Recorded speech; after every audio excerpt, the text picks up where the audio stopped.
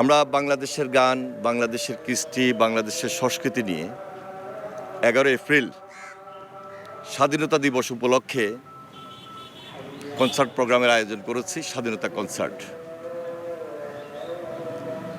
এই প্রোগ্রামটি এই মুহূর্তে এই কারণে জাতির কাছে অত্যন্ত গুরুত্বপূর্ণ যে সম্পূর্ণভাবে বাংলাদেশের কালচারটাকে নিয়ে আমরা এই প্রজন্মের সামনে আমরা হাজির হচ্ছি। সঙ্গে সঙ্গে বাংলাদেশের মানুষ যারা বয়োবৃদ্ধ আছেন, বিশিষ্ট লোকজন আছেন, বিভিন্ন শ্রেণীভেদে সবাই এখানে অংশগ্রহণ করবেন। এই পরিবেশটা আমরা এমনভাবে ধরে রাখতে চাই যেন একটা সুন্দর বাংলাদেশ আমরা নিয়ে আসতে পারি। আমাদের স্বপ্ন, আমাদের লক্ষ্য সুন্দর বাংলাদেশ গড়ে তোলা, আগামীর বাংলাদেশটা যেন সুন্দর হয়। বিএনপির ভারপ্রাপ্ত চেয়ারম্যান জনাব তারেক রহমান তার সম্পূর্ণ চিন্তা, দূরদর্শিতা এবং ধারণা থেকেই সবার আগে বাংলাদেশ এই ফাউন্ডেশনটি আত্মপ্রকাশ করেছে 16 ডিসেম্বর।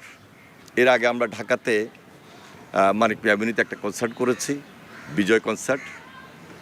এই মুহূর্তে আমরা দেশের 4টি বড় বিভাগ যেটি ছিল, সেই বড় বিভাগ খুলনা, রাজশাহী বলতে বগুড়া, ঢাকা এবং চট্টগ্রামে 4টি কনসার্ট প্রোগ্রাম অনুষ্ঠিত হবে একই দিনে।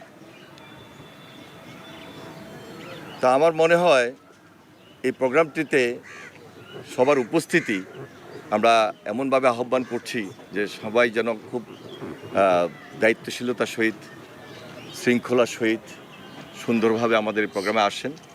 সবাইকে আমরা আমন্ত্রণ জানাচ্ছি। পাশাপাশি আমরা বাংলাদেশের গান, বাংলাদেশের কৃষ্টি এবং কালচারকে প্রাধান্য দিচ্ছি। এখানে বিনদেশি গান বলতে আমরা কোনো হিন্দি বা উর্দু আমরা সেই গান নিয়ে আসছি না। আমাদের এই প্রজন্ম দেখুক, এই প্রজন্মকে আমরা এমনভাবে এঙ্গেজ করতে চাই আমাদের দেশপ্রেমটা আরও বেশি জাগরিত হয়। কনসার্টটি সম্পূর্ণ অরাজনৈতিক, এটার সঙ্গে রাজনৈতিক সম্পর্কের কোনো সম্পর্ক নাই। তো সুতরাং ওটা রাজনৈতিক আলোচনা, আর এটা হলো সম্পূর্ণভাবে বাংলাদেশের আমরা যারা বসবাস করি, জাতি, ধর্ম, বর্ণ নির্বিশেষে সবাই আমরা এখানে একত্রিত হচ্ছি।